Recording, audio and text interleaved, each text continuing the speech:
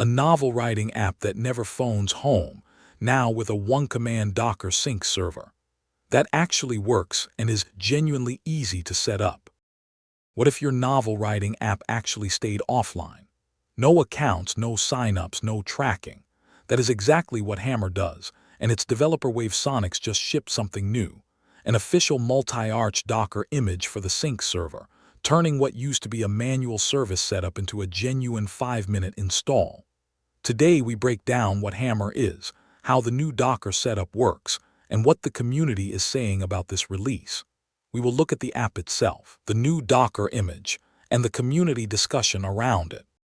Hammer is a cross-platform story editor built with Kotlin and Compose. The developer has been building it since 2022, and it runs on Windows, Mac OS, Linux, Android, and iOS. The GitHub repo, darkrock/studios/hammer-editor, sits at 485 stars and is MIT licensed.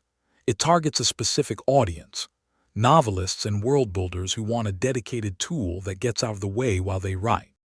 Here is where Hammer really shines. Your entire project lives as a plain directory on your disk. Each scene is a single markdown file. Each encyclopedia or world-building entry is a TOML file. That means you can grep your novel, diff changes with Git, rsync your work to a backup drive, or open any scene in any text editor without needing Hammer running at all. No proprietary database, no vendor lock-in, and no format migration nightmares when the app updates. The sync server was always self-hostable, but before this release, you had to grab a distribution zip and wire up a systemd service yourself. Now there is an official image on GitHub Container Registry at ghcr.io/darkrock-studios/hammer-editor/server:\latest. The Docker Compose file is available directly from the repo. It ships with an embedded PostgreSQL inside the container, so the default deployment is genuinely one container.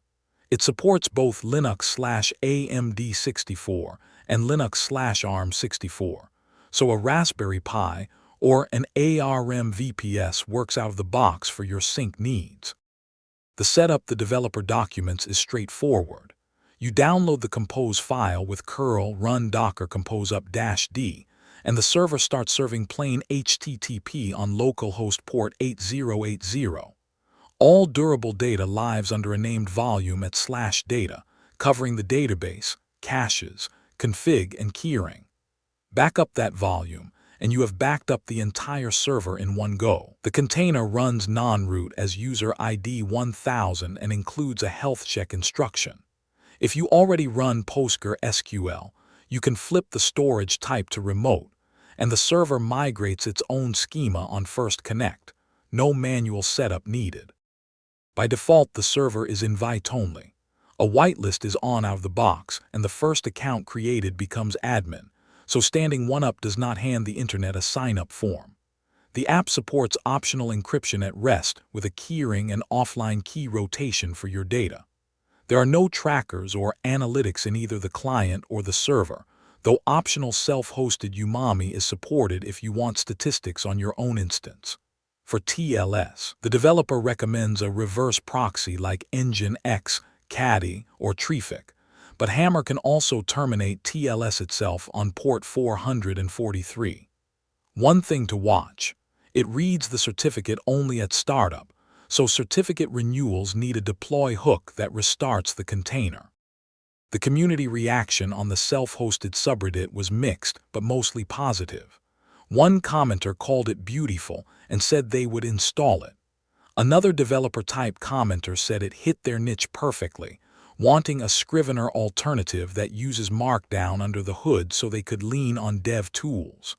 On the Docker side, a commenter named Fearless Fossa pointed out that the developer admits being somewhat new to Docker and suggested using a .10 file for environment variables instead of inline compose config. They also questioned why you need to install the app separately from the Docker server. The developer acknowledged the overlap with tools like Obsidian plus LiveSync plus CouchDB, but said Hammer offers features like the request and editor capability that are harder to get elsewhere. Hammer is not trying to be everything to everyone. It is a focused tool for novelists and world builders who want offline-first writing with plain files, cross-platform sync via a self-hostable server, and the freedom to inspect and version control their work at any time. The new Docker image makes the sync server genuinely accessible. If that sounds like your kind of tool, check the link in the description and give it a try. And if you are building something similar, let me know what you think. That is Hammer for today. If you write novels and want a truly offline-first tool with a self-hostable sync server, check the link in the description below. Drop your thoughts in the comments below and subscribe for more deep dives into self-hosted tools and writing software.